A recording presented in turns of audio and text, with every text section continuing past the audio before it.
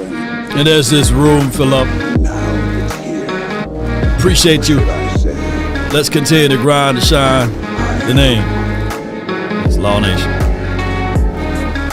What Mama said, she said that there will be days just like this. Cowboys, bright light in the midst of darkness. We got 5 Pro Bowlers, plus more. More and more. More and more. Come on, baby. The name is Law Nation. Come on with it. Let's get it.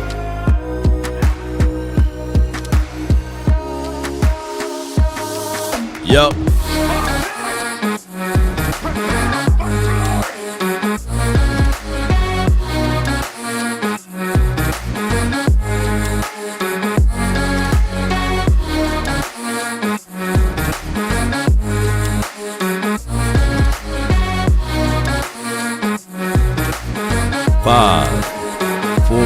Come on with it. Be sure on your way in to hit that like button, share this content, let friends, neighbors know where to go when it's time to tune in to Cowboys Sports Talk and beyond. Come on, baby, and let me know where you're from in the chat too.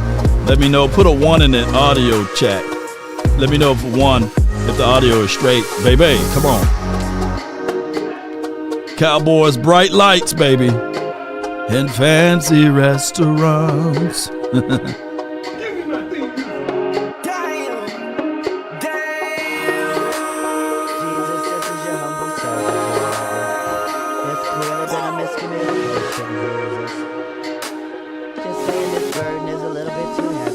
Yep.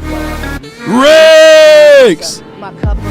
Oh, the riggery of it, baby. Come on with it. Come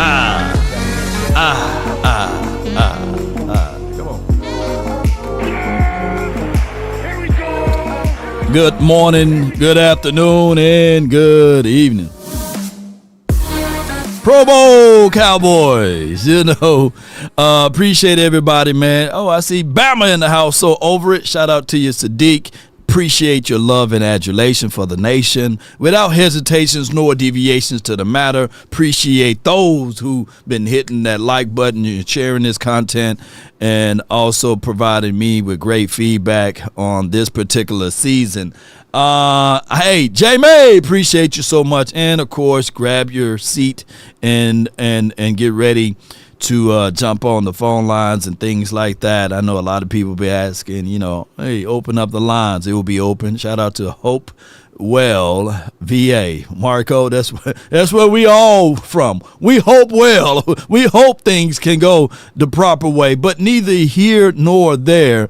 The Dallas Cowboys, our beautiful team, have 5 Pro Bowlers. Not 1, not 2, not 3, not 4.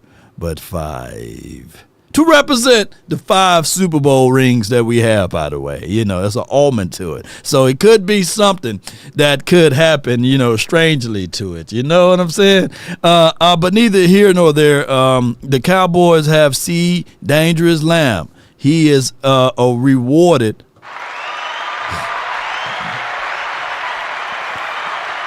And if you don't like C.D. Lamb, you must be out of your goddamn mind. Yes, indeed, man. C. Dangerous Lamb will be entering into the Pro Bowl, so. On the real, me and your mama are getting real serious. Yes, indeed. Micah Parsons.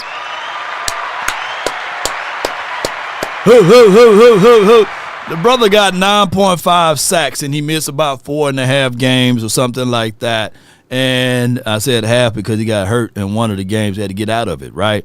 So 4.5 games, and he had 9.5 sacks. There will be days that we used to dream that we can get a guy that can get us double-digit sacks, and now we got a guy that can give us double digits, and a third of the Cowboys want to get rid of him, Oh, my God. But that's crazy. That's a whole nother crazy-um. But I would say, though. On the real, me and your mama are getting real serious. Come on with it. This is so funny. All right, so he's in there. And Tyler Smith You know, he's in there. So shout out to him. Give him a round of applause. Put their numbers in the chat, too. I need to see 88. I need to see 11 and 73. What number is Brandon Aubrey, by the way? I forgot his number. But Brandon Aubrey, he's a Pro Bowler. Brandon Aubrey. Not Ross, though, you know. Shout out to Brandon Ross. But Brandon Aubrey, not even Brandon Cooks. Brandon Aubrey, y'all. He's a Pro Bowler. So salute to him. And also, last but not least, the guy that wears number 9 for your mind, Kevontae Turpin. He is in the Pro Bowl. I believe this is his second time. You ain't lying. Yeah. Everybody fake now. Come on with it, man. So put their numbers respectfully. Happy New Year to you, Tamika. Appreciate you. So my thoughts of this is basically a 7-9 Cowboy team with 5 Pro Bowlers, meaning that, yeah, we may have talent. But just because you have the Ferrari or just because you have the Aston Martin doesn't mean that you can drive it, right? So the reality of it is, ladies and he's wearing number 17. Appreciate you. Jamie, appreciate y'all, man. I forgot Brandon Aubrey. No shade upon Brandon Aubrey. I just don't pay attention to his number, you know. I just know he made the kick, you know. But shout out to Brandon Aubrey, number 17. No disrespect to the Aubreys. But there goes to show you. My analogy here is because you have talent, because you have weapons, because you have a situation and a degree to have things going for you, right? It's just for what it is. We all know in the hearts of hearts that the Pro Bowl is more of a, what do you call that practice? A popularity contest. A popularity contest.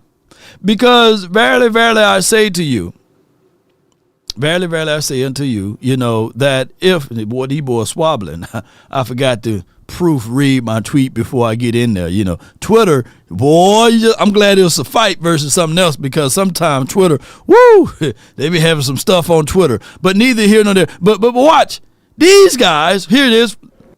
One of the things that happens, all right, when you guys go on a journey like we have this year, all right, is eventually there's recognition for that. All right, and I want to let you guys know about some Pro Bowl selections for this year. Come on with it. This is the Vikings. First and foremost, it's been since 2009 that the Vikings. But when I held that 9. Pro Bowlers. We have 6 this year. All right? I just wanted to stop right there. What's the Vikings record? Can somebody point out the Vikings record? You know, can somebody point out the Vikings record for me? Can somebody point out the Vikings record? I know y'all got it. And this is number 13, great recovery. Shout out to you, Ellis. Appreciate you, man. Thank you so much. I know y'all don't follow other teams. I'm gonna have to go find the Vikings record. Give me 1 second here. I think Tankathon got it. Or 14-2. 14-2. So the disparity of the numbers there, man. We got 1 less Pro Bowler than they do. Yeah, so there goes to show you.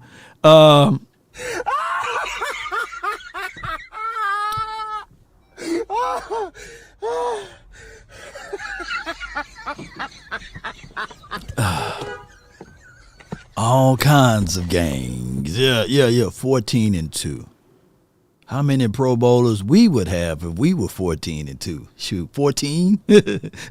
So what I want you guys to understand and contextualize this fact right here, that we are always and will always be America's team. We're 7-9. There's something about in the Pro Bowl, people still going to want to see the silver and the blue with the star on the side of the helmet. That's just how that goes, you know.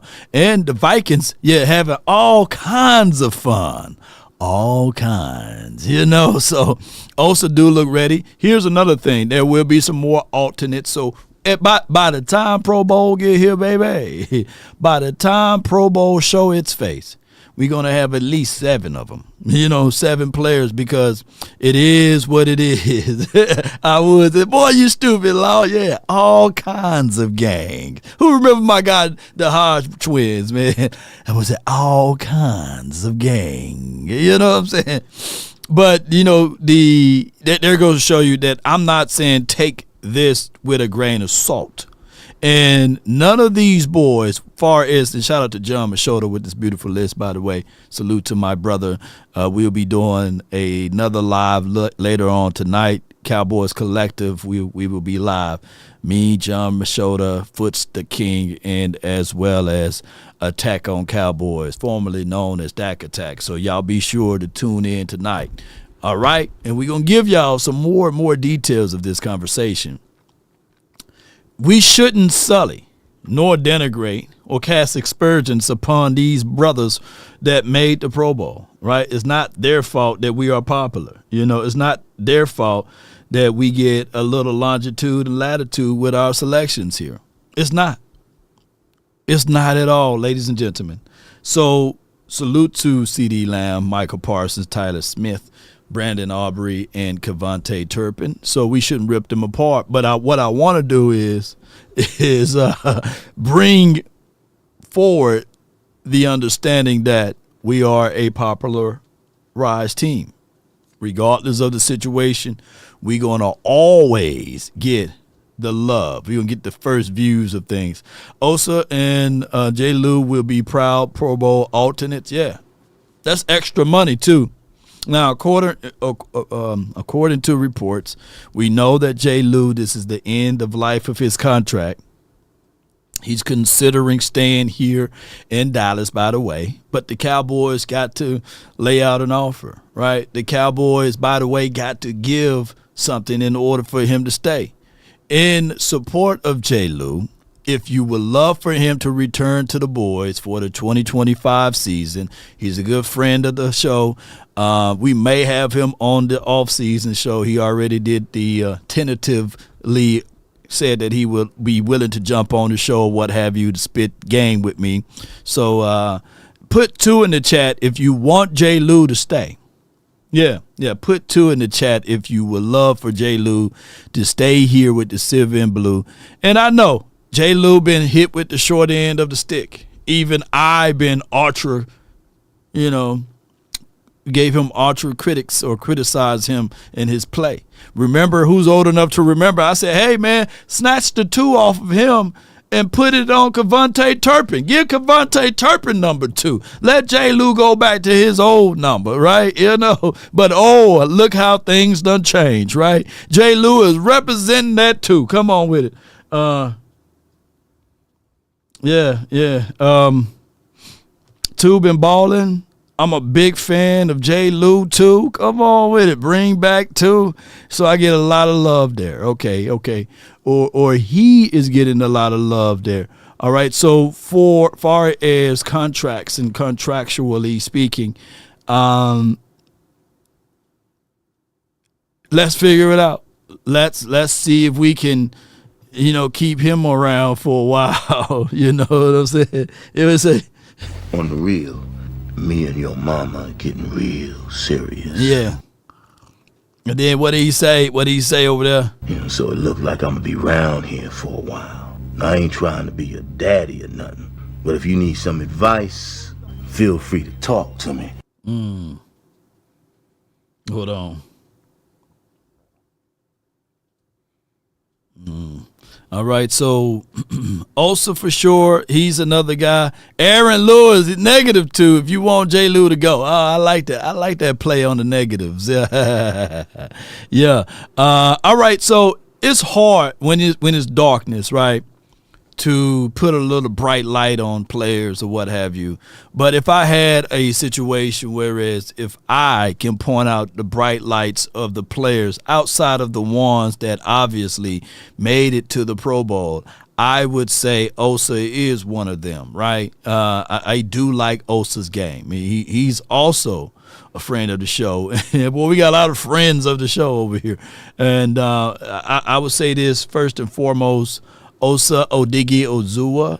I think that if we bring back Mike Zim, if he is a person that's coming back to this particular team, I would behoove the Cowboys to figure out a way to keep Osa here, because his biggest leap and his biggest growth been with the fact that he's under the Cowboys umbrella. He's only 26 years of age. This season he had 6 sacks. I know it's not 16. I know it's not 10. But when you look at everything, the 1 forced fumble that he assembled, 3 assists, 33 solos, those are things that you have to say to yourself, okay, all right, cool.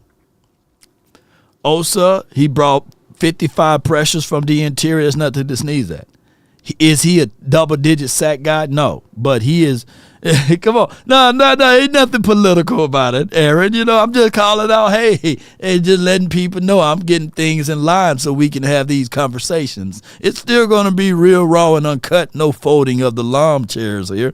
But what I'm saying is, Osa and Leww, at the end of the day, I think that this team will be better if they figure out a way to assemble those two boys back. Because we have big reservations on Deron Bland, well, not Deron Bland, but on Trayvon Diggs. Deron is going to have to play on the outside. The craziest thing of it all, due to the injuries of our defensive back department, we never got the chance to see the fullness of Deron Bland. Right? We never got a chance to see him play inside the slot. To me, and I'm not beating up Leww, I'm still standing tall with what I believe in. I believe that Deron Bland is a better DB than, dare I say, Jordan Lewis, especially inside the slot. He's faster. He got change of direction, COD, a little bit better. His hips are very oily to a degree. He come down, hit and field, pause if necessary. If you add all of those words together, y'all don't diddy me. But what I'm saying is basically Bland is better inside the slot. He's a better thumper when it's time to hit, and he can come down and do some things. But due to injuries, he's been forced on the outside, and he's been doing a great job there, right? So what I'm saying is collectively, the Cowboys bring back Leww, insert him back inside the slot again, still keep Bland on the outside, but we ultimately need to look into the mirror, not sky mirror, and say to ourselves, Carson's, yeah, we liked him, we drafted him, but let's not rest on that. Let's go out here and get a veteran defensive back to add to this equation. What we ultimately need to do, ladies and gentlemen, you got these 5 guys that's on this Pro Bowl list. Instead of subtraction, let's see how we can add to this thing and multiply. Let's do some multiplications with this. How can I add to CD Lamb's game? Another wide receiver. How can I add to Michael Parsons' game? Someone else. I like Nealon. I like the thoughts of what Sam Williams can bring to the table, but I haven't seen it yet. We know that D-Law is gone. For quicks, do you bring back D-Law for a cup of coffee? Do you bring him back? No, right? So you have to add into all of that. So what I'm saying is the Cowboys better figure out ways to add to this. And can you imagine if you got Parsons on one side and if you have someone else on the opposite side, right, that can get to the quarterback? Is Marshawn Nealon that person? Or should you shake the veteran tree and bring in somebody, right?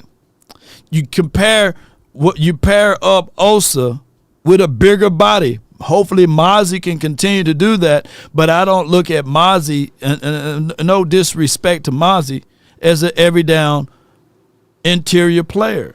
So you get another fat boy and you bring him in there and you rotate them fat boys, but you still had a penetrator. That's what Osa is. He can penetrate and create pressures. 55 pressures is nothing to sneeze at from the interior. I would love to see Kendricks back for another year. Yes. Yes, indeed. Yes, indeed. But I think what we need from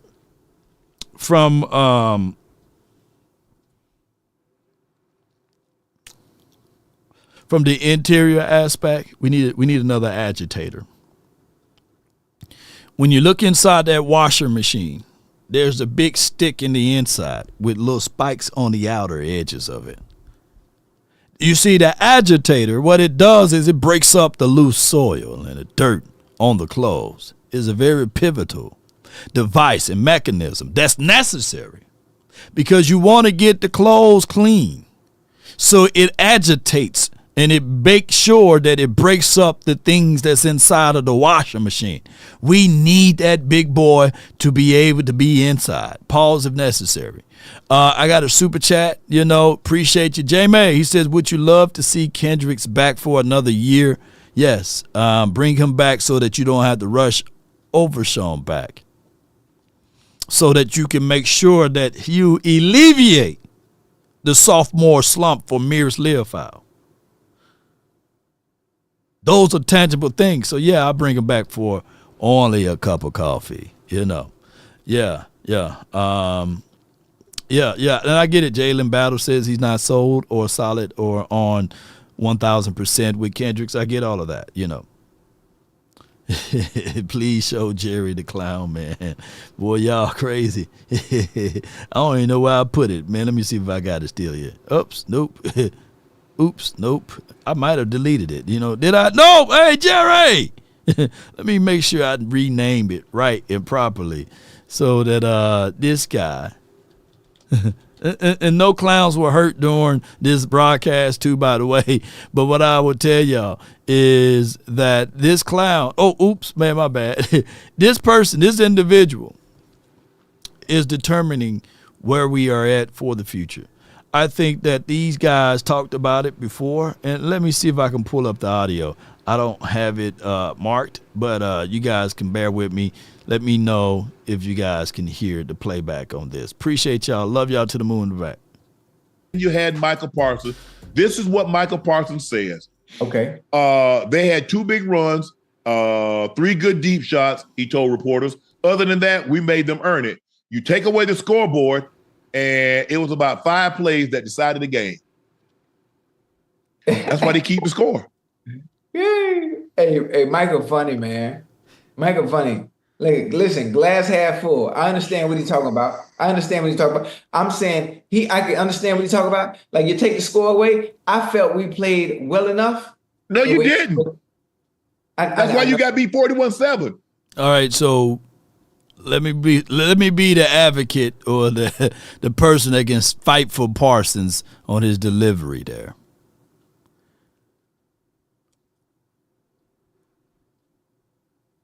If y'all don't mind. There's water under the bridge, right?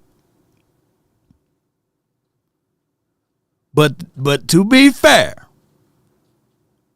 the Cowboys literally could have went up 14-0. I believe they had pitched a 3-and-out on them on the Eagles on the first series that they had when they had the ball offensively, and I think they pitched a 3-and-out on the second series. The score that they got was the Cowboys were rolling. And that's one of the reasons why I want to get rid of Mike McCarthy.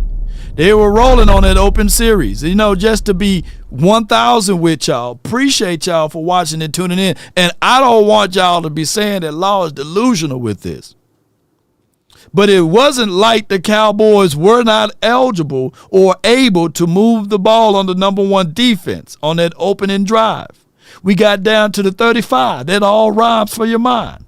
3rd and 3, we were averaging over 3 yards per run, right?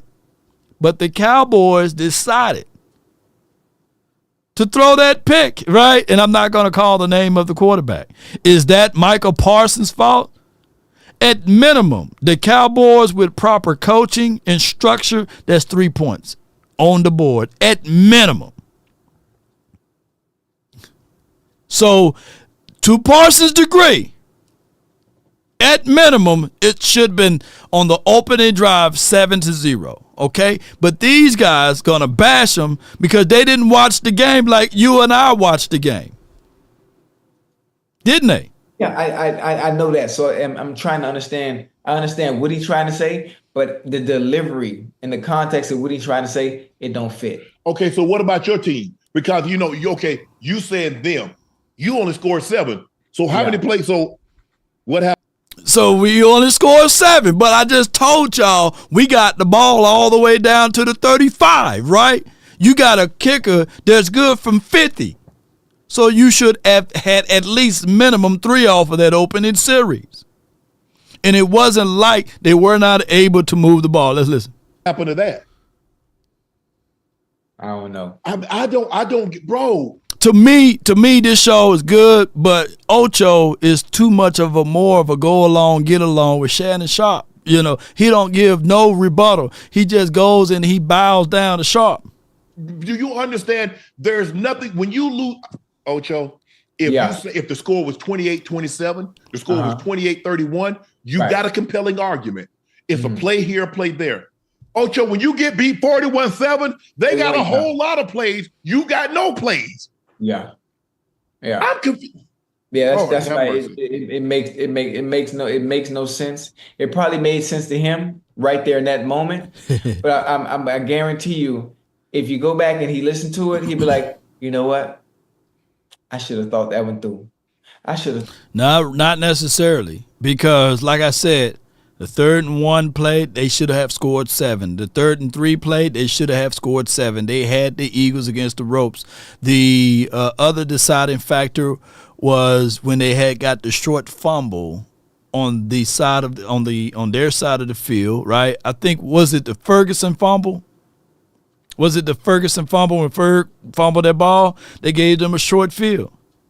That's short, and then we gave them 6 points. So if you played right and you had everything, and I know if was a fifth, we all would be drunk. I think the score could have been 21 to maybe 3 or 6. Starting off, just to be real with y'all. But granted, the Eagles won, you know, give them that, you know. But let me see if I can find a part whereas they finally woke up on this picture right here. Hold on, let me get this picture together. Let me get my tools together, y'all. Y'all bear with me. Yeah. Y'all got nothing else to do today, huh? Happy second day of the new year. Come on with it. Yeah, let me see if I can get this one going. Hold on for me. Let me see if I can get this going. I thought that one through before I said it. But he might really stand on business about what he said because maybe he's the only one that understands what he meant. Yeah, he do understand it. That could be it. That's what delusion does. A delusional person believes what he sees, what he or she sees, what he or she says. Boy. That's what delusion causes you to do. Right.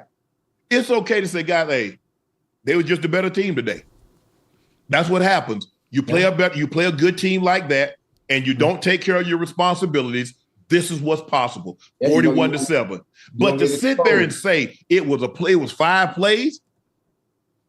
5 plays. You're right. Now action. Chad, am I the only? Action Power says, Law, your argument is built on shoulda, couldas, right? Shay Sharp was right in aspect, big dog. And I agree. But I'm coming from the angle of what he said. He said that if you take away those 5 plays, now, of course, he's giving analysis of that. But if you quantify the fact that, hey, the bigger plays that was given up was on Booth. The Cowboys defense, for some strange reason, decided to take a guy that was on the practice squad, right? That literally, if the Cowboys didn't pick Booth up, Booth probably be doing Uber or Lyft somewhere, right? He probably be dropping packages off at somebody's door, knocking on the door, ringing the doorbell. Before you get there, they gone. He could have been doing that. But they decided to put Booth on Smitty. Out of all of the wide receivers in the world, right? They put him on Roll Tide Smitty that burnt him consecutively or consistently. So, yeah, if you take away that, then you could be in a better situation is all I'm saying. It's like 2 things can be true, right? You know, come on. Are y'all confused? Am I the only one that's confused by what he said? Ocho, it's okay to say nothing. It's okay to say, you know what, they were a better team today. Yeah. Hey, chalk it up. They beat us both times. They scored this many points on us in Dallas. We came here and they beat us. They're just the better team. It's okay. Nobody There's not one Cowboy fan. There's not one realistic Cowboy player that think the Cowboys that showed up yesterday are the equivalent to the Eagles. Not one, if you're honest with yourself. Because if you're not honest with yourself, that explains why you're in the predicament that you're in. Wait a minute now. Hold on now. Don't put us all into that situation. But what we are doing is we basically breaking it down. All right. Let me know if I'm wrong, then y'all say, Lawd, you was wrong. Lawd, you was flat out wrong. No way that this was all that the Eagles was basically giving the Cowboys those things, right? Rico Didal, did he have 100 yards in that game? Yes or no? If I'm wrong, let me know. Toxic Tom says Shay is 100% right. But let me know, Toxic Tom. Let me know. Even at the vanilla bland offense that Mike McCarthy was calling, with the noodle arm, if y'all want to call them Noodle Express, oodles and noodles arm, did you guys see that particular, with minusing, no CD Lamb, you got guys that's like Mingo and Tolbert and Brooks against their starters? Did you guys see that the Cowboys was able to move the ball into the Eagles territory? Yes or no? Let me get my yeses. Let me get my yeses in there. Were the Cowboys able to move the ball on the Eagles with their backup all-stars, I guess? Well, give me a yes or no. Was he able to move the ball and get the ball into great scoring territory before the Eagles were? Give me a yes, true. Yeah, that's all I wanted. I just wanted to get, yeah. So y'all said Lawd delusional. Man, I ain't that doggone delusional. I know for sure that if Norman, Rico, Toxic Tom, Tamika, Wade, even my guy Daz, I know for sure that you guys would have been able to dial up better plays on 3rd and 1 instead of going Hail Mary to Mingo. Whereas the guy tried to throw it to the cheerleaders, man. Mingo was open too, by the way.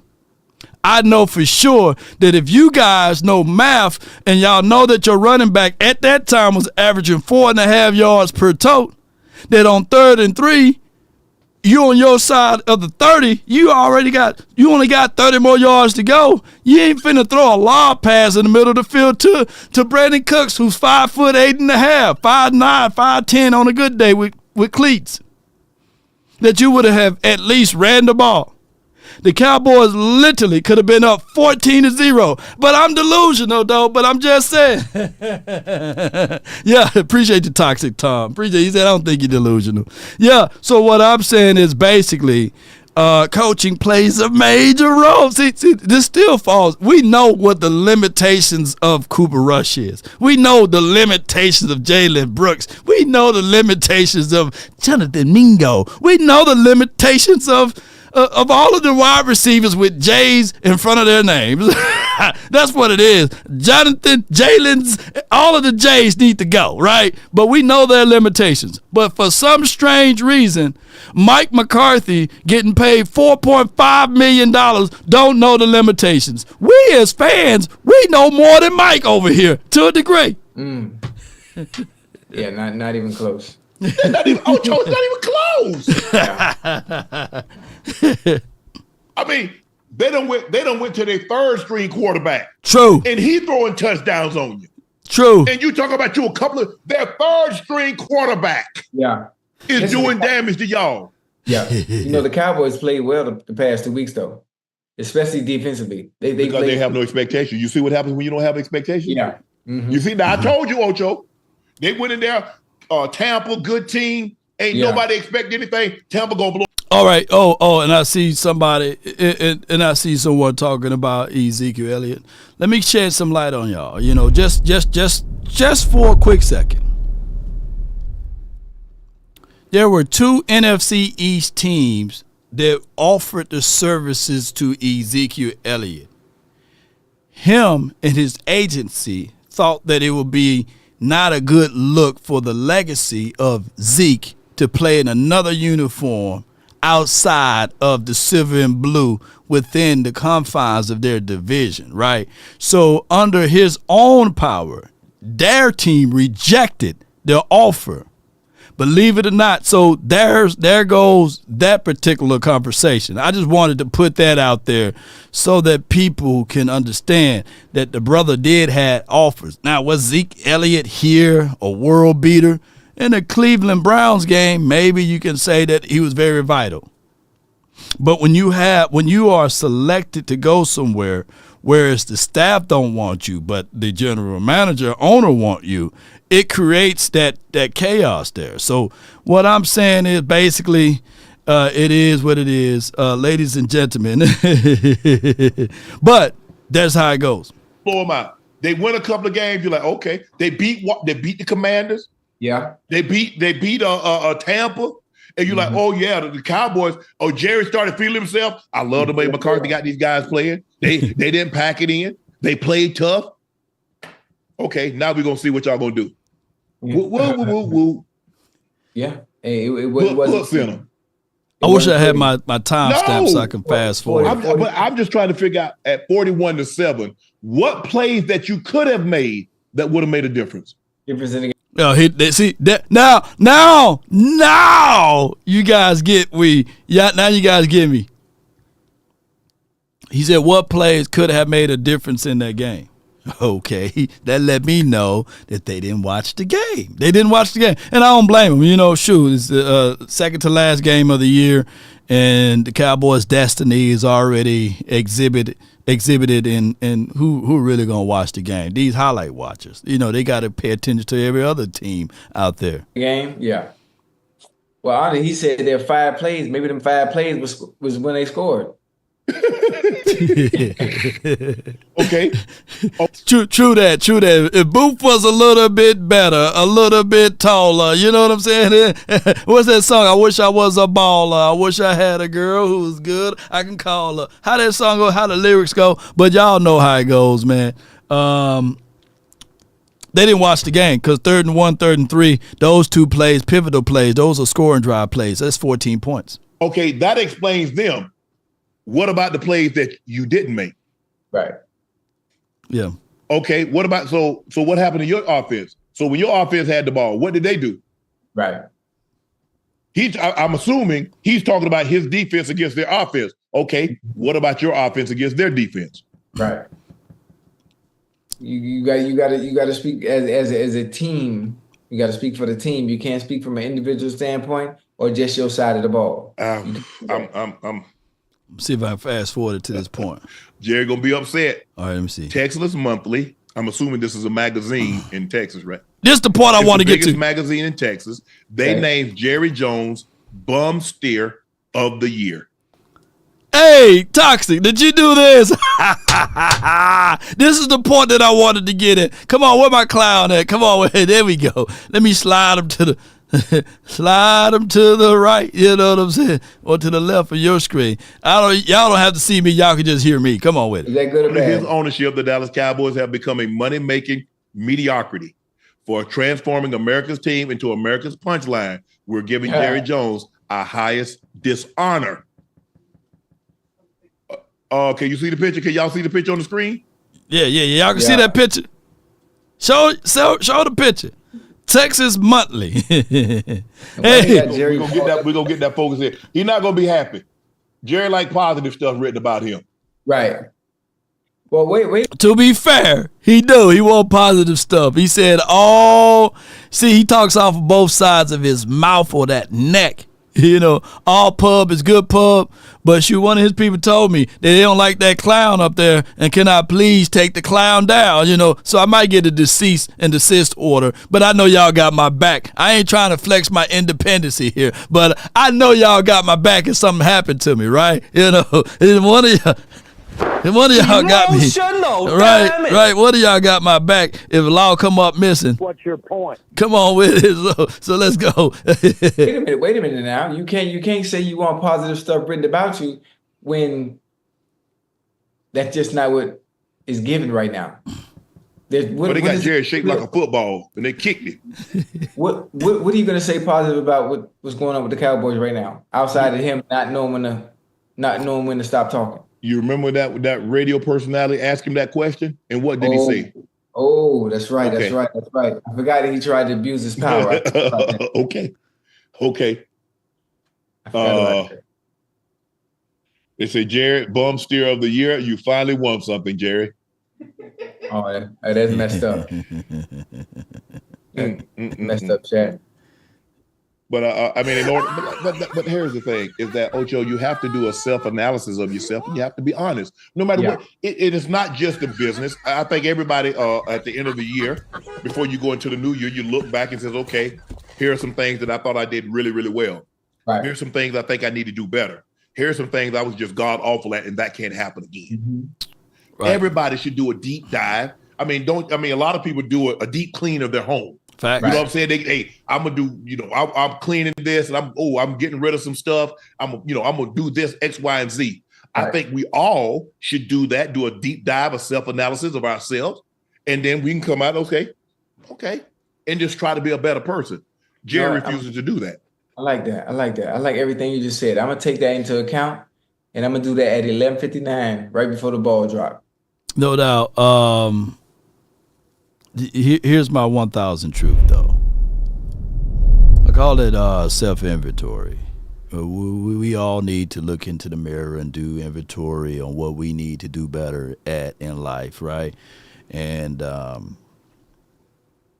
even in the darkest moments, there's still that bright light. Regardless of how dark the room is, the light will always shine, right? So we can either focus on the darknesses or we can focus in on the light. So when you're doing the self-inventory, you try to clean out and clear out all the black. Yes. Or the darkness. You should. I think everybody should. I mean, I do it every year. There are things that I've done that I'm pleased with. There's some things that I've done that I'm not pleased with. There's some things that I know I can do better. You're always trying to improve. The moment you're certified as a person, you're through as an individual. Oh, yeah, that's it. Yeah. That's it. And I don't think enough people understand that. Some people I don't just look at it, I got money. Really? Yeah. I don't want money and be a horrible person. I don't. Right. Yeah, that's a bar right there. You can't allow money to be your identity. No, it can't. Most people allow money to be their identity. That's it. That's all. It's not control. You become a prisoner to the dollar. Yeah. Oh, yeah. And so that's not where I am. I think everybody should do that, chat. Maybe look back at yourself and like, man, what did I do well? What could I have done better? How could I become a better father, a better mother, a better brother, a better son, a better boyfriend, better girlfriend, a better whatever, a better employee, a better employer, whatever the case may be. There's always things that we can improve upon, and I think we should try to improve upon those things. Cowboys legend Michael Irvin, the playmaker, believe. All right, so this is he finna say the Playmakers take. Boy, I could just take the takes from them, boy. Shoot. All right, so that was a great storyline. Like, you never leave with your money, right? Unless you're in a club, gentleman's club, if you want to leave with your money. But never leave with your money, people that's watching. With all jokes aside, never leave with your money. I never forget back in the day, I think it was like 2002 or 2003.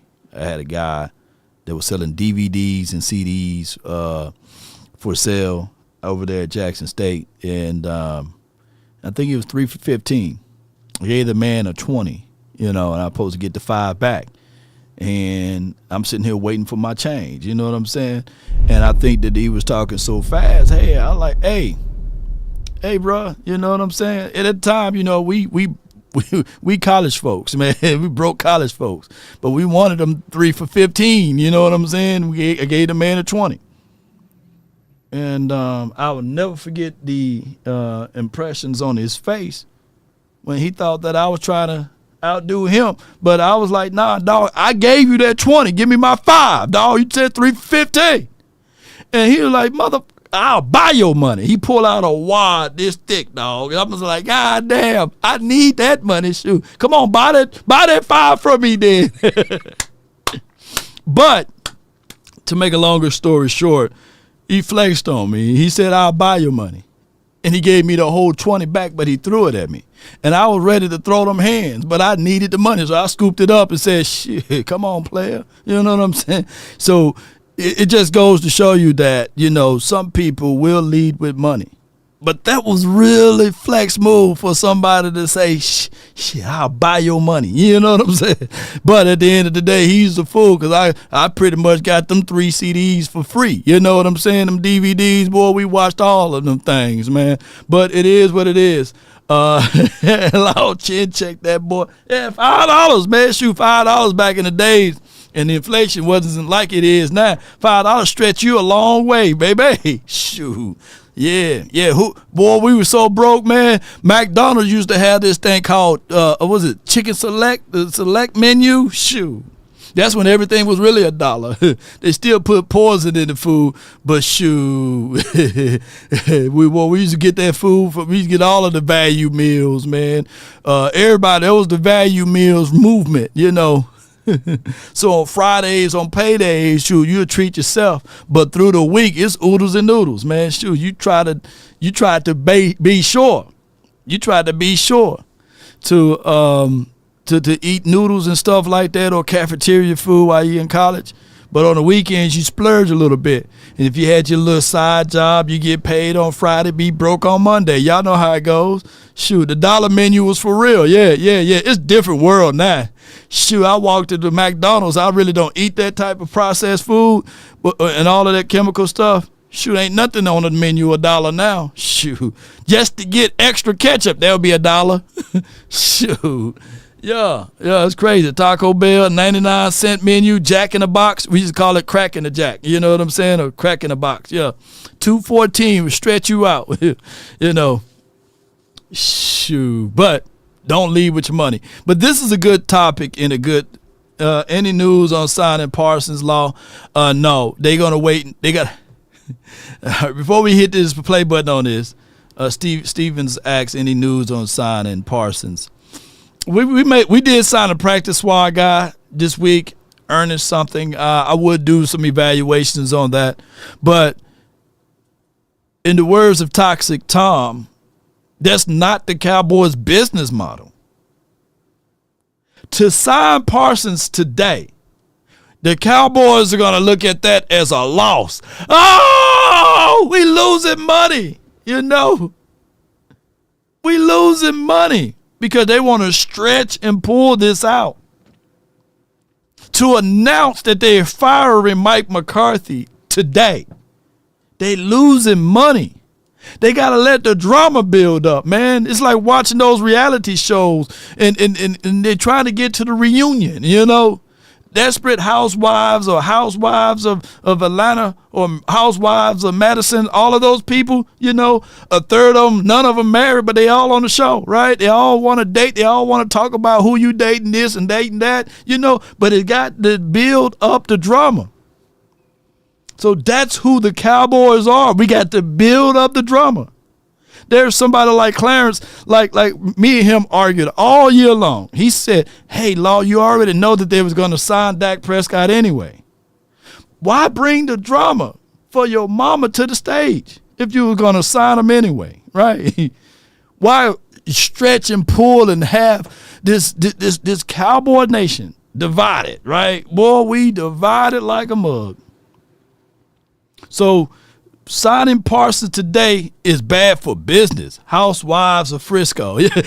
Yeah, they need to have one. Do they have Housewives of Dallas? Let me know, Cowboy Nation, if y'all follow those things, Yeah. I bumped into the guy that owned the Virgin Motel, hotel downtown. Yeah. He a billionaire. Got the long ponytail and everything. He look like one of the guys out Frankel and Frankel. Yeah. He a billionaire. I bumped into him, man. Yeah. But to be fair, the Cowboys love the drama. Well, to be real with y'all, they love the drama. So we're going to wait till the last minute to have that thing to crescendo a little bit, and then they're going to have the breaking news that the Cowboys decide to release Mike McCarthy or re-sign Mike McCarthy. Either way, they're going to win. They're going to take over that day of news. The opening day Oh my God. Yeah. That boy said, and Law was getting that bootleg Pinky videos back in the day. Round and brown. Hey, man, about 3 for 15. That boy, you crazy as hell. But, you know, but to be real with you guys, the Cowboys going to wait to the last hour. It just makes business model and sense for them. Let's go with it. Let's listen to what what they about to say about Michael Irvin with this. Let me crack your cranium and fertilize your brain. His former team needs more. Hey, make it up. But here's Michael that lives in Dallas, played for the Cowboys. But when I say that, Shannon, okay, so let me read what he says. I'm going to read what he says in its entirety. I just think it's time to go in another direction. I hear this late surge to be maybe go stay with Mike.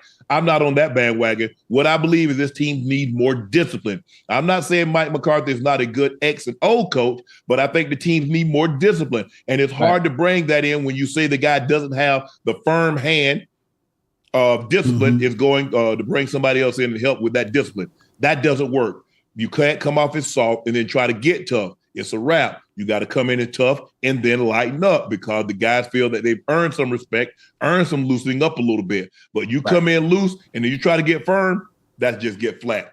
That's exactly right. Man. Who listens to A-Ball and MJG? Finish the lyrics. You got to be hard from the start. You know what I'm saying? Who listened to that? Finish the lyrics. Put it in the chat. You can't be soft from the start. No, you got to be hard from the start. You know what I'm saying?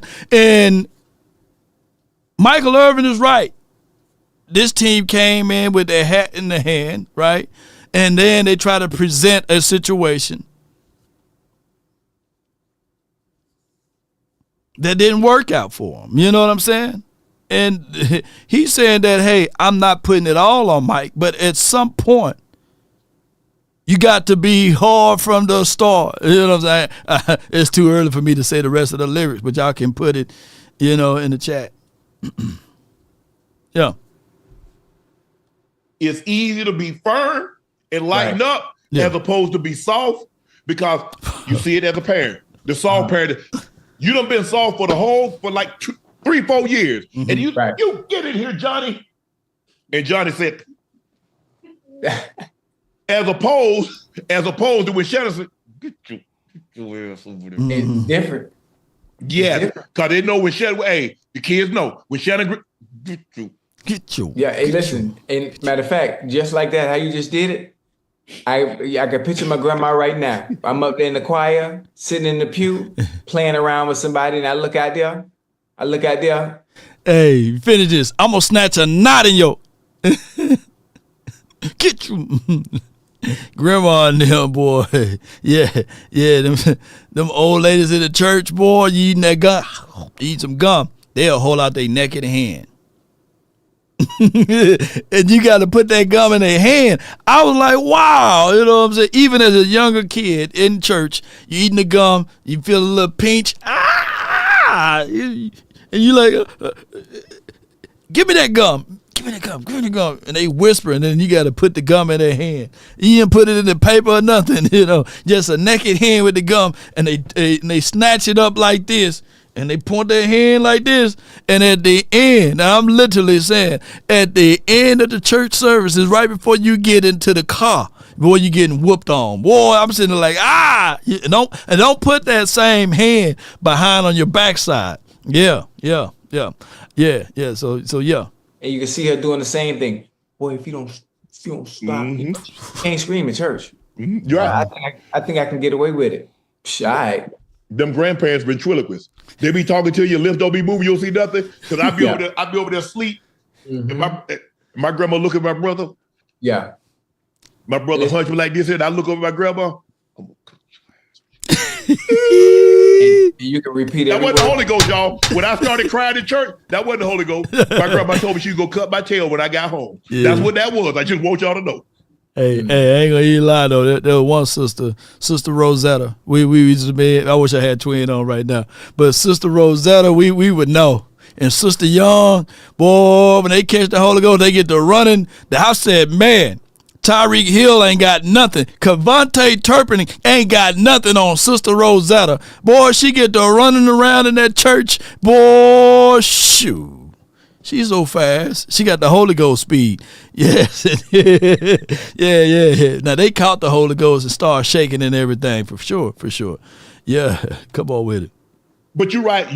I've always said that. Right. You know why they don't have discipline? Because the coach has been emasculated from the moment he steps in. Oh, hold on. This is the part I wanted to get to. I said, man, this brother been listening to me just like I'm listening to them. These finna be almost verbatim words that me, Boss, Cowboys, Sports, and everybody been talking about in the last 3 or 4 years. And some can say in the last 10 years and 15 years. But listen to what he's going to say. Literally, word for word. Bar for bar, you know? Yeah, watch this. I've always said that.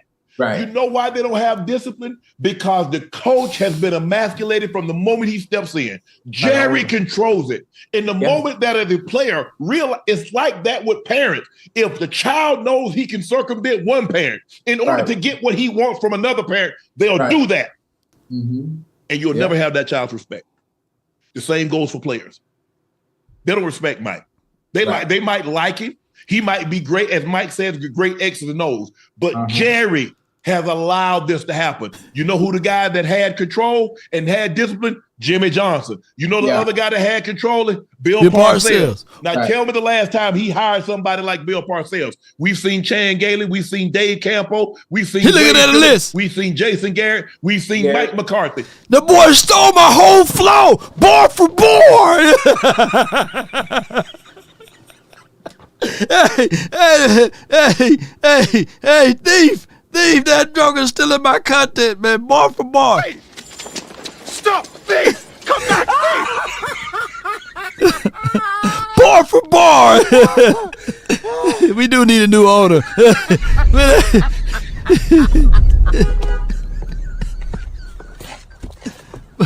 Well, that boy said Drake. Oh my gosh, man. Bar for bar. Now, which one of those guys remind you and strikes you as a disciplinarian as Parcells and Jimmy Johnson? None of them. None of them were. None of them are. None of them were. You know. And if things are it's Soldier Boy, they bar for bar. It's so my whole flow. The change, you know where the change has to start? It has to start all the way at the top. And it ain't gonna start. Countless people that I've also talked to and was kind of curious, being that they're a little bit more closer to that side when it comes to, owners and like, does he have to do this? Does he not see he's getting in his own way? Or his team is successful, yes, when it comes to making money. Yeah, I'm talking about. But that's how you measure success now. Mm-hmm. Yeah, listen, I'm talking about on-field product, man. But I get it. It is what it's saying. The definition of insanity is doing the same thing over and over every goddamn year and expecting different results. 29 years, y'all.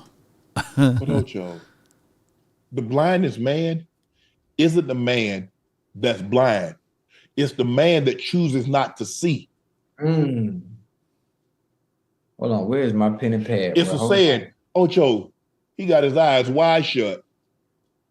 Okay, I got an old school one for you then, Shay Sharp. He got his eyes wide shut, but since you're speaking of eyes, you want to lay upon the wisdom and understanding to Ocho Cinco. But let me give you mine. The eyes are useless when the mind is blind. You know what I'm saying? Meaning that you can't see when your mind is blind, baby. So write that one down. That's a better bar for y'all, man. Y'all write that one down for your mind. Come on, baby.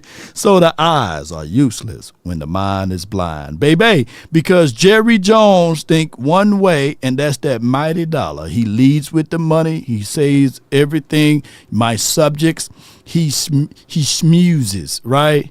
and he kind of parlay this thing over, and he makes sure he butter up the media by throwing extravagant media parties and making them sign NDAs, leave the phone, and he invites them all out to his yacht. Or they went to Malibu this year, you know, they were too scared to offer me to come. You know, he's like, yeah, Lord, we're going to have to leave you here. But we'll be back tomorrow, you know. but to make a longer story short, don't you know what you got to do to get to one of them parties? Yeah, you got to adhere.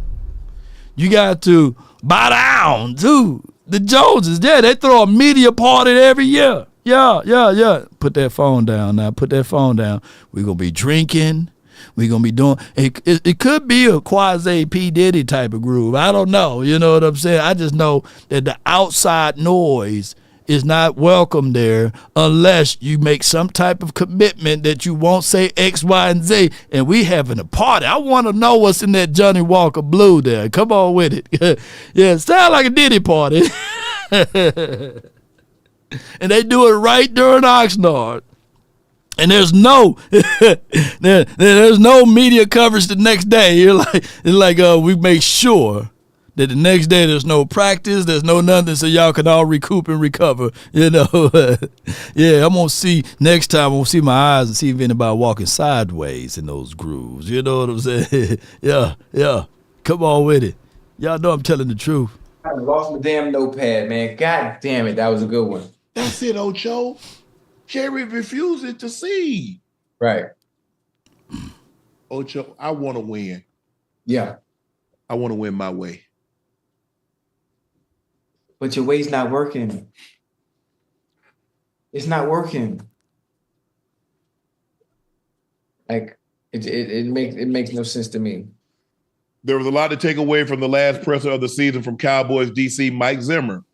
He walked off the podium holding back tears, explaining why his son, Adam, who passed in 22, was a big reason he came back this season. Said he had no feelings really around his contract status. Someone said has to want you in order for him to return in 25. Wish he had done things his way earlier in the season and called it his biggest regret of the year. Cowboys, Demarion Overshawn responded, "We want him. Doesn't matter what you guys want." Yeah. You know, the final say starts at the Demarion, he was having an unbelievable season. I think he's going to be a phenomenal player once he get back. That's a very serious injury, so he might miss the entire 2025 season. Right. I just want him to come back fully healthy because he has a bright, promising future. Mm-hmm. But at the end of the day, his full quote, this is what Zim said: "I wish that when I came in, I did everything the way I wanted it done. That was probably the struggles at the beginning. I was just doing things I was uncomfortable with. And so I had to do what I had to do. I've said it, some coaches, you come in here, it was a situation. They were good last year, right? So I come in, I don't really want to rock the boat. I wasn't as tough as I typically am." True, because you know Zim. Yeah. Listen, I probably wasn't as hard-headed about it as I think. The best way to say professional face enhancer. That's what I regret the most. You think he's coming back? Man, play this damn thing. Hold on. Here's the thing, Ocho. If you got a new coaching staff, the coach is going to want to bring in his guy. And that's commercial. That's the problem with Jerry. See, here's the thing. It's kind of like with the Lakers. The Lakers hire a head coach, and then they put the people on your staff. No, that's what they try to do with T. Leww. I'll rewind. Hold on. And then you try to. Listen. My bad, y'all. I wanted to play this where they talking about what he said, you know.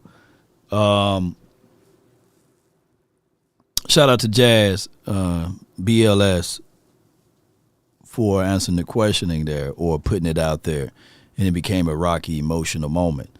So what they about to say now is what we've been saying in the last 15 years.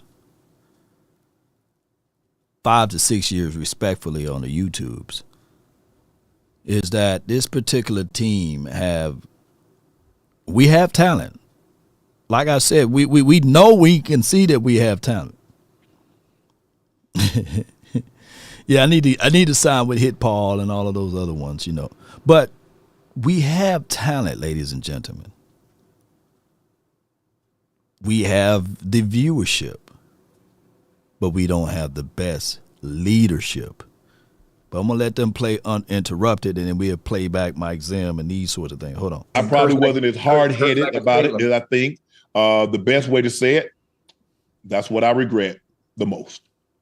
You think he's coming back?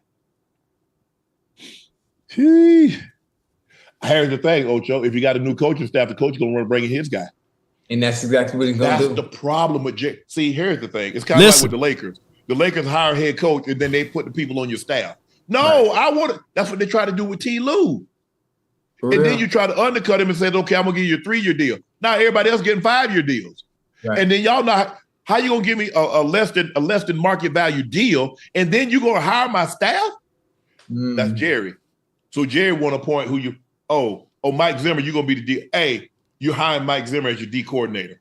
Oh, you're hiring this guy as your offensive coordinator. Calling all the shots. All right, so basically, when we talk about those things right there, and there are bright spots on a bad team. For those who tuning in now, I appreciate all of y'all that's tuning in. You know, bright spots in darkness. We're a 7-9 team with 5 Pro Bowlers. The Vikings are a 14-2 team with 6 Pro Bowlers. Make that make sense. Boy, if we were 14-2 right now, shoot. Boy. So when you have a person with a reprobated mind, with an ego like Jerry, he's going to look at that and say, man, it was just the injuries. We are just as good as the Vikings, who's 14-2. We got 5 Pro Bowlers. He can go to the bank with that. And he's going to. And he's going to step out and say, my subjects, I'm going to need to get that clip from Scott. My subjects, bow down to me.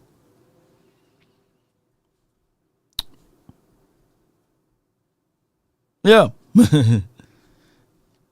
So in reality of it, ladies and gentlemen, that's just how it goes.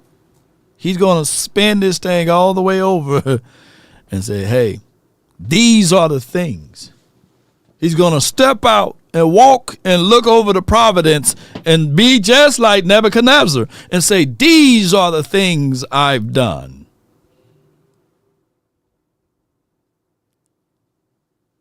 Yeah.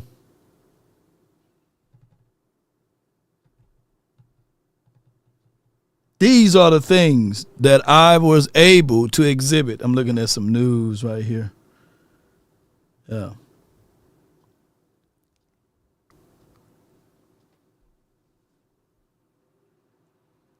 Yeah.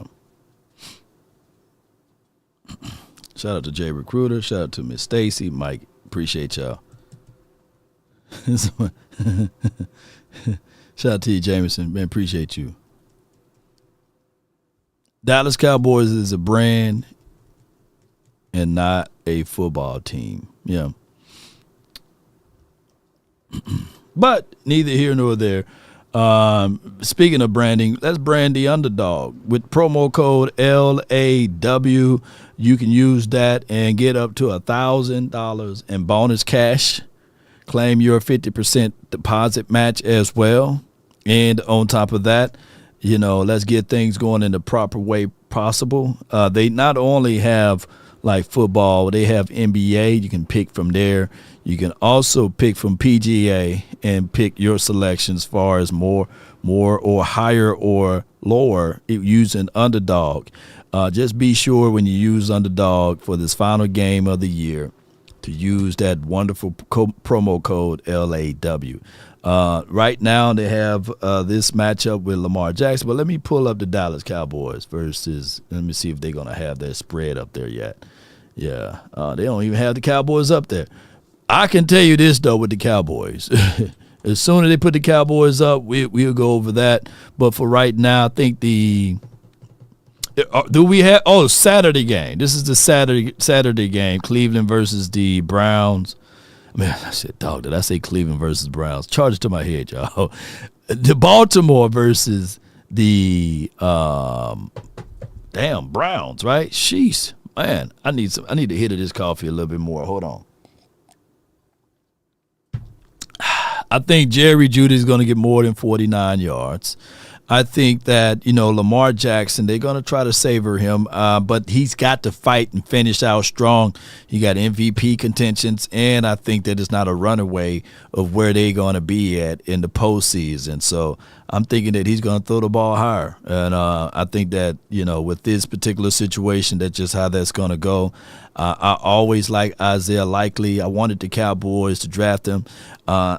Isaiah Likely was a guy that my guy, Big Game James, really paying the table for him to come here in the Cowboys land. So I'm just going to go with higher with that. And what we're going to do is, when you're selecting these type of things, it's always good to go with the flex payout.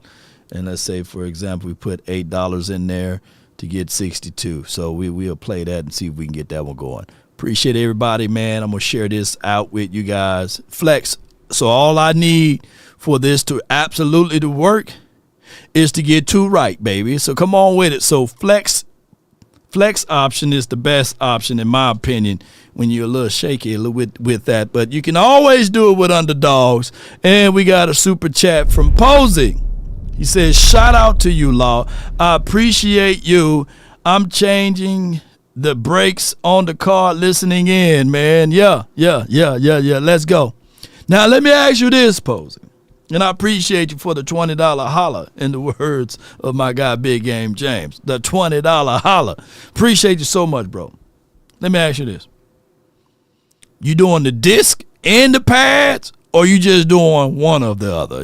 Let me know, man. Yeah. Look, I want to know your philosophy. Are you changing them all out? You know what I'm saying? Are you going to flush the brake fluids too? Let me know. I want to see what type of person you are. You know what I'm saying? I appreciate you for your support. Posey, thank you, man, for taking time out of your busy schedule to make a donation to help elevate the nation for the new year. Appreciate you, man. Thank you all. What I tell you about Warren and Scatterboo, it was you. Warren is nice, and you was right about Scatterboo and them. So yeah, Scatterboo had one hell of a game. That Scatterboo had, I don't know, can y'all, who got a calculator? He had 42 yards throwing the ball, 143 yards on the ground, and the brother had 99 yards in the air by receiving. That boy is a Swiss Army knife. Y'all put those numbers together. Well, how many total yards that brother had in one game? You know what I'm saying? Shoot, that Scatterboo. Now, Scatterboo got me thinking now. And I'm going to mention this tonight when we talk to Foots. Yeah, he had 284 all-purpose. Look at ice cold, man, with the good math. Yeah, 284. Might as well round that up to 300 yards, man, in one game. That brother is really nice. So, he bled the brakes. What you did, I'm changing everything, flushing the fluid, bleeding, rotator as well. Okay. You got this, you got drum brakes. Boy, you a whole mechanic. Where you at? You in Dallas? Hey, where you at, my dog? He had 286 collective yards. Scatter biscuit. Scat back. Somebody was talking about, hey, should we stop looking at Genty and just figure out ways to get Scatterboo? And from what Scatterboo did in this one game, not saying that he's a Genty, but this could be a situation and scenario that we do like what we did that year when we drafted Tashard Choice and all of those boys. We had drafted multiple running backs. Let's do that. Let's get Genty and Scatterboo. One of them gonna hit. Right? Let's do both of them. Yeah. Genty O-line was overmatched. Yeah, let's get both of them. It was you action. Let's do both of them then. I'll give you credit for it. Shoot. Yeah, Big Sergeant, don't overthink it. Yeah. But the Ohio State boys looking good too, though. Shoot. Ohio State looking good, man. That goes to show you with Ohio State, with that, being said. And that's a real tangible thing, ladies and gentlemen. When you think about these scores and everything like that, you got to say to yourself, what do you want out of your team that you trying to assemble? Since we don't dance around in free agency. We don't. It's 11:52. Let's get the phone lines working. Let's go and get things going the best way possible. It's stacked at running back. No need to take one in the first.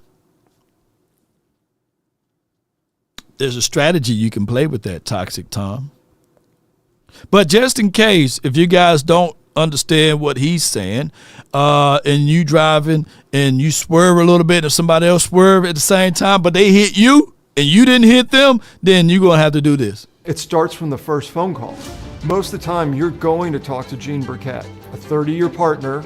You're not going to talk to some employee that just got put on the phones that day. There are things that are so crucial, especially if it's a cataclysmic event, to have our experts get out and look at the vehicle, witness statements, photos, the whole thing. Call Frankel first. Chosen by the people, feared by the insurance companies. Call Frankel first. 214, that's 817, and all of the threes. Frankel and Frankel Personal Injury Lawyers, they have a unique law firm that's over 100 years of combined experiences that they will take great care of you, not advantages of you. So call Frankel and Frankel Personal Injury Lawyers, and they will fight for you and not take advantages of you like those insurance companies. Now, we all need insurance, don't get me wrong, but let's get the max value.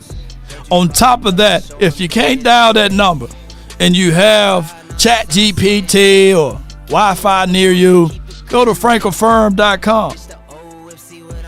Tell them Law Nation sent you, But also, ladies and gentlemen, you can call me on my hotline brought to you by frankelfirm.com at 657-390-7391. Law, are you the one?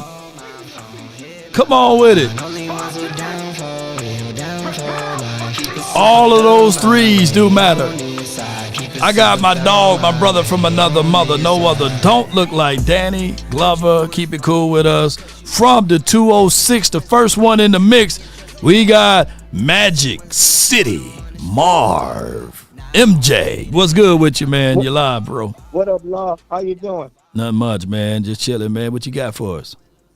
Man, I ain't gonna lie. I love that motherfucker. Excuse my friend. That's Jeremiah Smith, cold blooded. Oh, yeah. That boy good. Shoot. That's the one I want now. Now, y'all talking about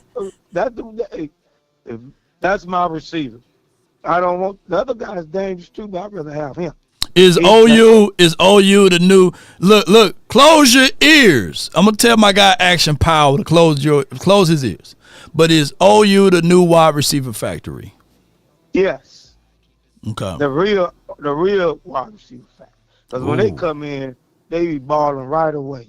Ain't no waiting a year or 3 games or 5 games. But I would rather have Ben Johnson have these receivers. Him, Floyd, the other kid with C.D. Lamb, and all the other receivers, they'll be dangerous. You know what? You just hit me with something. You hit me with something real hard, bro, on this wide receiver conversation. Give us, and computer always said this too, give us a wide receiver from a big program that's used to having 80 to 90,000 people yelling and screaming at them. So whether it is LSU, whether it is Roll Tide, or whether it is OU, don't give us small school wide receivers. No offense, because some of the better wide receivers, like Jerry Rice and all of those boys, but give me a big school, somebody that's used to all of this attention, bright lights flashing all in your face type of stuff. You order something. And I didn't even think Jeremiah would be a prime candidate here. Maybe he could be a situation and scenario that we trade back, you know what I'm saying, and scoop up an extra pick and you still get him. Yeah. Yes, that's what you want to do, because you get 2 picks. You'll get 2 picks or 2 picks in the second round. That'll make up for that 4th round. Because my first pick is either I'm not drafting no linemen. I got a lot of linemen. I'm drafting receiver, halfback, a quarterback, D tackle, corner, and probably another. We wrong on our assessment, and I appreciate y'all for entertaining that. He didn't commit to the draft because they said Gerald in the chat says Smith is only a freshman, but he is a monster. So he's going to go back another year. He's a freshman, y'all. Help us out. So he's not gonna commit to the draft, right? He's gonna get at least another year in. Okay, appreciate y'all, man. Appreciate y'all for updating me on that. Go ahead. Well, we ain't gonna get him then. Well, so if I can't get him, I know y'all like the other receiver, number 2. Number 2, yeah, he's dangerous too now. That's the route runner. The route runner. Yeah. I think that he could be a situation that he'll fall to the second. Yeah, so if he falls to the second, they say he's going to go in the top 15, though. That receiver from Ohio State, number 2. Mika, Yeah. So, but I want a D tackle on. I'm sorry. I know y'all don't want to do that, but I got to help my D. Did you look up that tape on that big boy from Kentucky? Yeah, I watched. I knew about him. But between that boy 340, 350, you can. But what you got to do with him, But I hate to say this though, he can't be lazy. That's on his scouting report. Yeah, it's on his report. But I'd rather have the other guys. He's tough, but that Michigan guy's tougher. I hate to tell you. Mason or Grant? Which one? Mason, right? Both of them. Both of them. Either one for me. I ain't gonna lie. If I'm a Cowboy, I'll get y'all what y'all want. If y'all want the receiver first, okay, this is what I'm gonna do. Do you have patience? Oh, you Cowboy fans. Do you have patience? I'm gonna get Ohio State receiver. No more excuses. I don't want to hear a pookie wookie dookie about Dak Prescott. We gave him a receiver. He got CeeDee Lamb. He got all the. I don't want to. We need another lineman. No more. It's over. This year, I don't want to hear nothing. No more ever in life again. We give y'all receiver. No more. But what if they bring your boy back? They bring Mike McCarthy back. Well, it doesn't matter.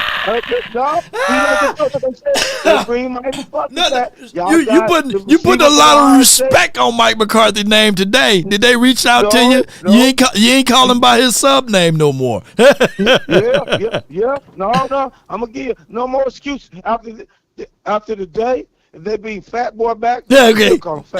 Now you call him Fat Boy. Okay. At first I thought that you didn't resolve that issue. No. We draft number 2 Ohio State receiver, the most dangerous robber runner in the NFL. Now y'all got y'all receiver, Cowboy fans. I don't want to hear no excuses. My little family, I love you. 100 gram VIP. This is your big bro. If we get that receiver for y'all, you better not come on this line trying to take up a Dak Prescott. And because he vouched for McCarthy. No more excuses for McCarthy. No more excuses for Dak. Okay, we got that over. Then you get a halfback probably in the 4th. We don't got a 4th. We don't have a 4th now. We got a 5th. We got a 5th. You got 2 5. But what I want to do, I want to get my defense so cold blood, draft a corner. That means you're bringing back Zim, huh? You bringing back Zim as your DC, huh? Yeah, I'm drafting a corner and another D tackle. After that, receiver, D tackle, corner. You're gonna get that's gonna be your top, and then the halfback. Then you get all the other linebackers, and then don't favoritism with these safeties. Okay. If they get beat in practice, you pray. Don't do it, please. Just they last year, I don't want to hear. If you out there playing better than them, Law, you start. I'm not starting, Man, I appreciate you, MJ, man, and like I said, next time in California, man, let me push the whip, man. Let me push that drive that car around, bro. You got me? Law, I got you. But check this out, Law. Before I leave, let me say it again. I love all my people. But if we get that receiver in the first round, all you Cowboy play, you better hope number 4 ball out with Fat Boy. So hold on. Let me say this again. You want receiver, D tackle, corner. Then you got the 2 5th-round draft picks. You're gonna try to halfback and another D tackle. Yeah. At some point, for Michael Parsons. At this point, at this point, man, I'm not even mad at you, bro. Long as you can explain what you're trying to do, I'm not mad at you, bro. I'm making a deep tackle run. So because we found you got number 9, you signed 99 back, number 2. Yep. For sure. Number 97 trying to get 15 mil. No, I give him 9. 97, bring him back. Miles is getting better. Now you got the D tackle to play with him. You got all the people coming back, and now you go for the gusto. The all in to Fat Boy. Dak Prescott is all on him because we gave them what they want and a half. So I don't want no more excuses after this. It's over. No more excuses after the day. No more. I don't want to hear it. No doubt, man. I appreciate you, bro. Look, you open my eyes up to it. The only reason why I'm saying that is because it's depending on how this running back class shake up. I just feel as if, though, we've been voided of that area for so long. Yeah. You know what I'm saying? We got that running back. Yeah, but let's play that. I watched a lot of all of them can stay. So you can get one. You bring 23 back, good deal. Give him like a $4 million a year. He's good little kid, 3 more years. Bring another halfback in there with him that's powerful and fast. And then now you got your number 1 receiver with CeeDee Lamb. You got your quarterback, Dak Prescott.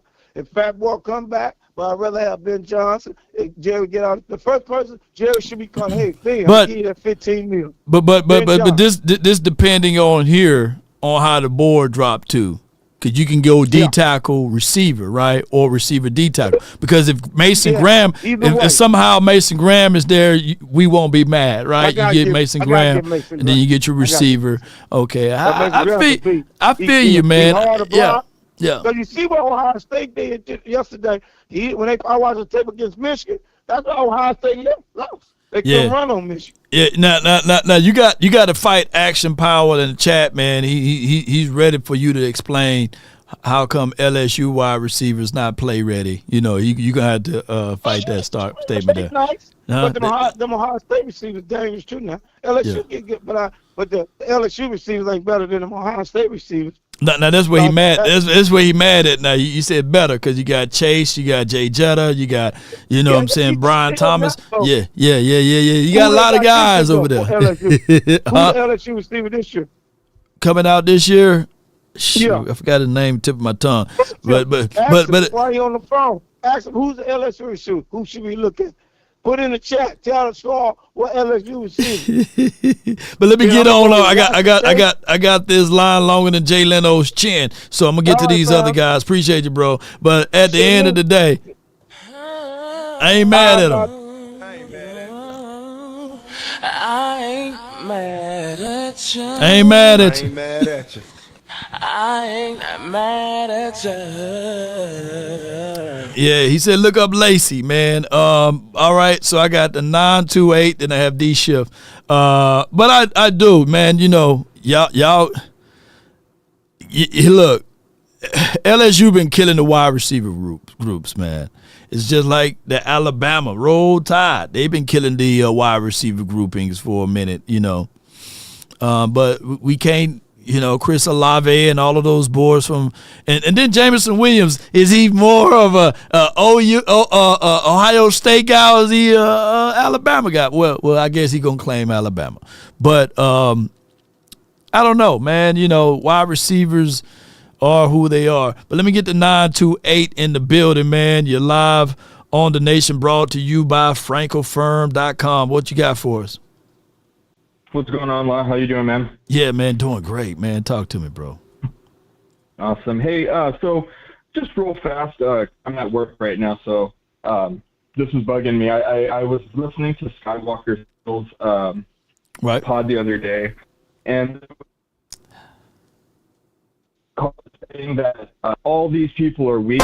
The Michael Parsons weak. That the coward, this and that. All I got to say about that, man, is try going up to Michael Parsons' face and telling him that, and see if you still have that chuckle in your voice.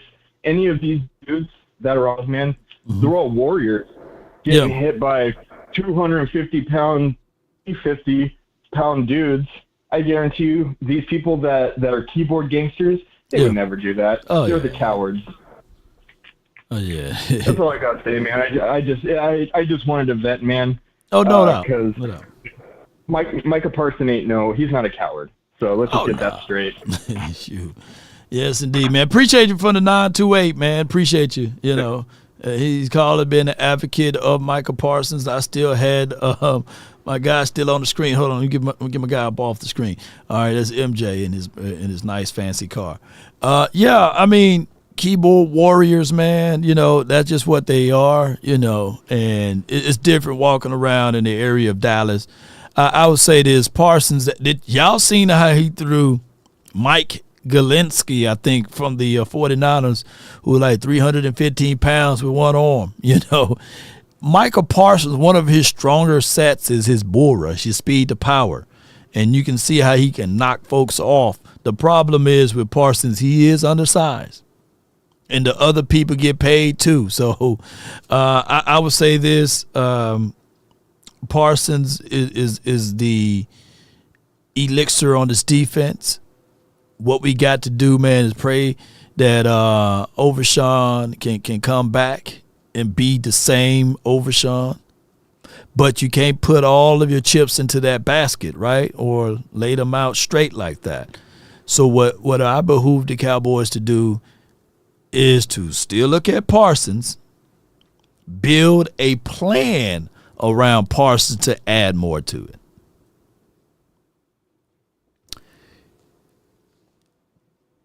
What my guy Toxic Tom and a lot of content creators and a lot of people in the chat, we all been saying the exact same thing, that the front office is not aware or know how to do their job. It was a right move to go get a Mozzie, but that's a developing move.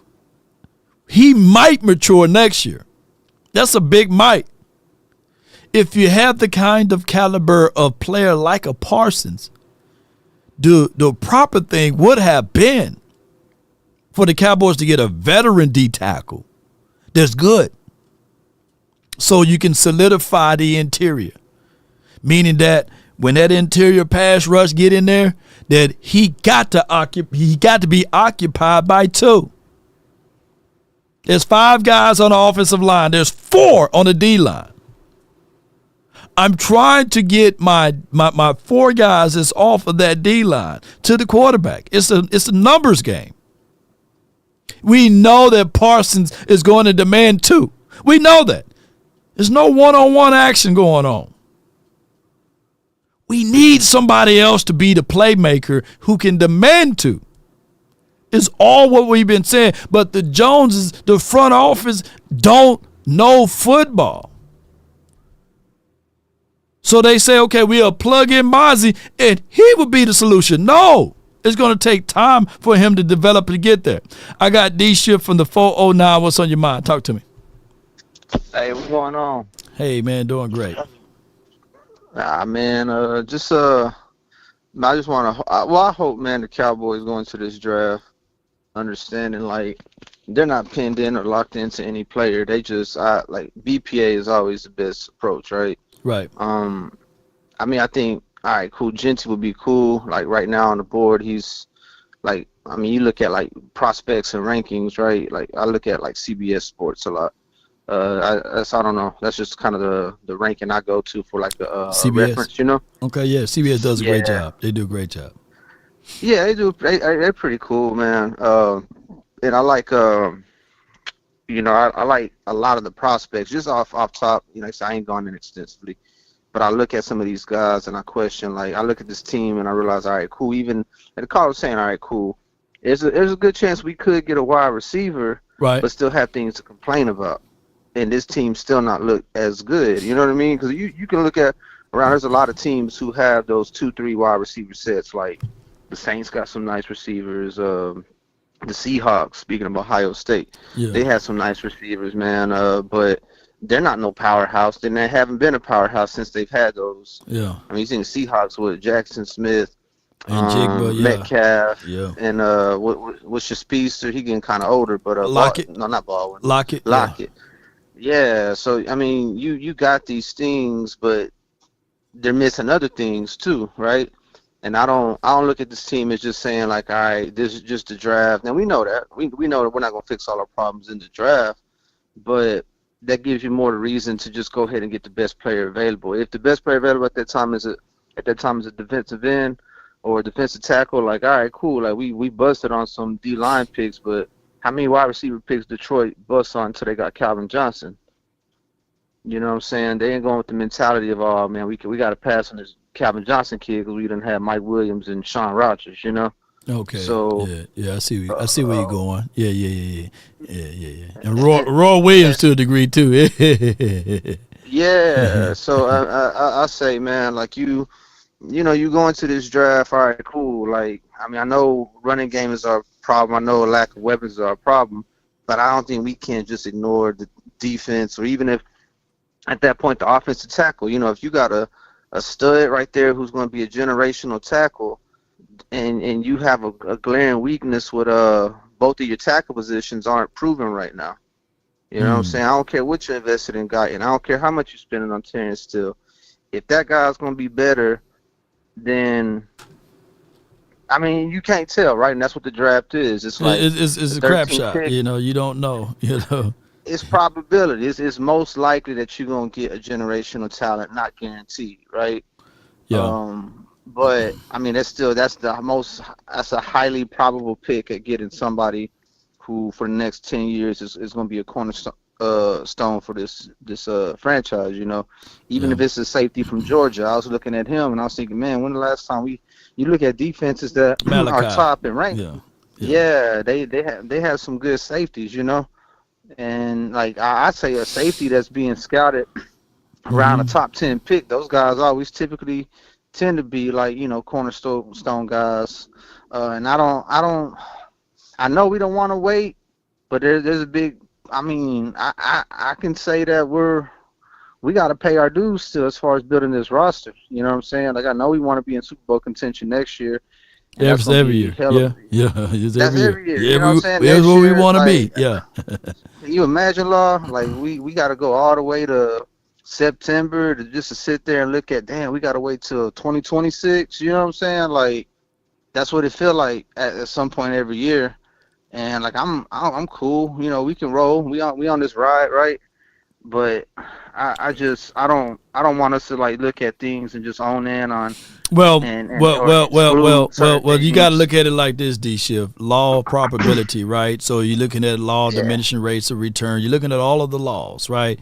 And you know for sure that the closer, like your chances are greater if you get a chance to pick first, right? Because you can say, okay, I had the ability to pick the best first. So from our analysis on watching things. But when you only depend on that to get you over the hump, it makes that law of probability even difficult. So what people would do is they alleviate that. Remember you were talking about running back, right? Here's a list of running backs that's going to be pretty much free agents for the 2025 year. And let me see if I can pull that up. Give me 1 second, big dog. I'm going to pull this up right quick. And that will at least alleviate some of the difficulties that we may have going into this draft. So we won't be so focused on running back. Now, Aaron Jones, he's long in the tooth as it relates to running back world, but he's a free agent. And he's doing an impressive job for the Minnesota Vikings. And they already see what they did because they are a team. Cam Akers, no one to sneeze at. He's the younger back, right? Shout out to my Mississippi boy. But they made sure that they circumvent that and they can still go into this draft and draft the running back. So, but Aaron Jones, I don't think that the Vikings would be where they are at now if they didn't go get Aaron Jones. His market value based off of his age is $5.4 million. We can find $5.4 million in someone's couch right now. You know what I'm saying? He would have been a world for us to go get. But what in our minds, the Dallas Cowboys would think that Rico is their version of Aaron Jones. You see what I'm saying? But that's crazy. Yeah. You got Najee Harris. He's 26. I'm not really in the market for going to get into Najee Harris. But that is a valuable situation, whereas you get Najee, right? And you can say to yourself, all right, you get Najee. You can say, all right, well, at least we don't have to rush to go get that draft pick. You get what I'm saying now? Yeah. Then you have Jeff Wilson, you got A.J. Dillon, you got Nick Chubb, you got Javonte Williams. It goes all the way down here until you get this one valuable resource that I think that the Cowboys should have made a move at, but he's going to be on the free market because they only signed him for a 1-year deal, and his name is J.K. Dobbins. You see him? He's 26. He's still young, and he is running the hell out of that ball. And his market value is right at $9 million. So you can go that route, or you can just go to the route of going all the way back and picking up, let's say, a Rico. You know what I'm saying, and bringing him down. He's a free agent, and he's getting $1.2 million on the open market. He may be right at probably $2 million now based off of what he was able to do last year. Yeah, I just know like this. I mean, part of this team, we had some devastating injuries, but I mean, even with healthy, this still wouldn't have been I think we wouldn't have got to no conference championship again. I think we could have gotten the playoffs for sure. Like, I think we could have edged out Washington. We'd be sitting here last game of the year. Cowboys versus Washington for the 7th seed at the lowest rate. You know what I'm saying? But I just don't see how. I mean, you get your guys healthy. I mean, you go in there with Trayvon hurt, Overshown hurt, so you need a corner. You don't have proven linebackers still. Defensive line is, you got Micah and company. Right.